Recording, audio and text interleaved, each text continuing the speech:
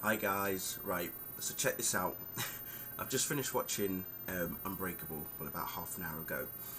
I have seen the movie before, but I think the last time I saw it was about 4 years ago. This movie was released in December 2000, well, December 2000 even. And as I'm watching this movie, I'm starting to get so many sort of comparisons in regards to like Smallville. And the reason I say that is because you've got two guys here, Bruce Willis and Samuel L. Jackson. Bruce Willis plays a guy called David Dunn, who was involved in a train accident that killed 131 people, but he was the only survivor. Now, it's not that he was just the only survivor. He had no scratches, no marks, no cuts, no bruises or anything on him whatsoever. Okay? Then we've got Samuel L. Jackson's character called Elijah Price, who has a disease that basically from the day he was born, his arms and legs were broken. And this disease that he has, if he hits anything or knocks himself against anything that's hard, his bones break. He was nicknamed Mr. Glass when he was a kid, because his bones do break quite easily. And it's the journey that this movie takes. It's the concept.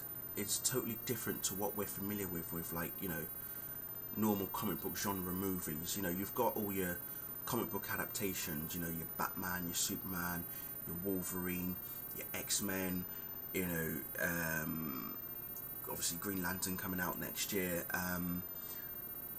You know, there's so many. Daredevil as well. I'm just looking through Fantastic Four as well, and it's like, this is a totally different take.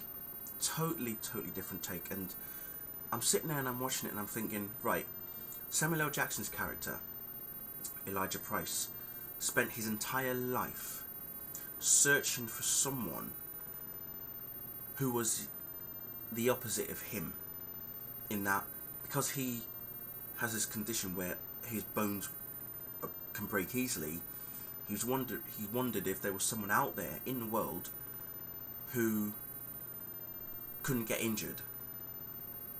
And you know, we do find out at the end of the film that he tried to find this person by sacrificing, you know, hundreds of innocent people. And that pretty much takes me back to, like, you know, the schemes of Lex Luthor. You know, what Lex Luthor did to try and find out about Clark, and also Lionel Luthor as well, because we know that Lionel pretty much knew sort of from day one that Clark Kent was an alien, but he needed proof. He needed to do some tests, as it were.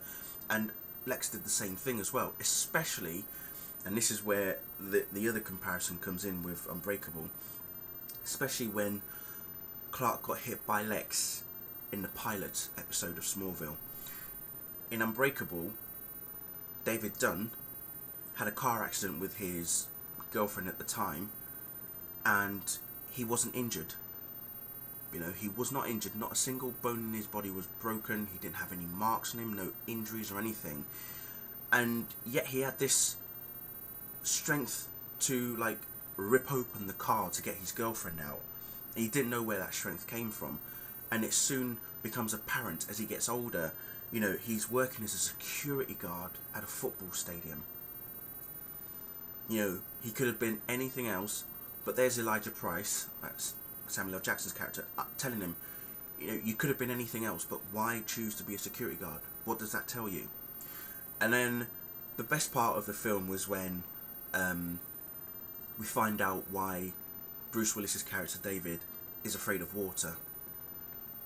And Samuel L. Jackson said it perfectly. The line that he uttered was,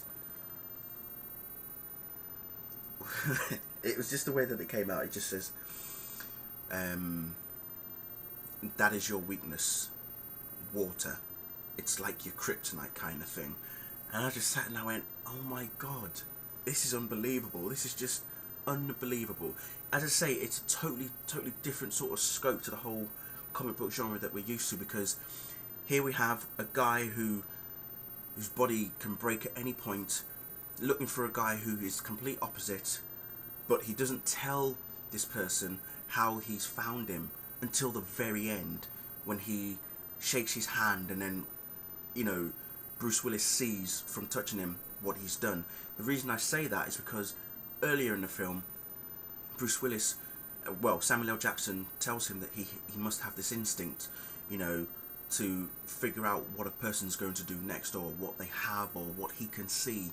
It's like looking into their past kind of thing, and that's pretty much what Bruce Willis's character does. And just watching that film, it just really is breathtaking. So seriously, if you haven't seen it, honestly, I urge you all to see it. And if you have seen it, let me know what you think as well, and let me know if you think that, you know, what I've said, the comparisons that I've made to Smallville, as well as other comic book characters like even Batman, and as well as like Joker, as well as Lex Luthor and Superman as well, and Clark Kent.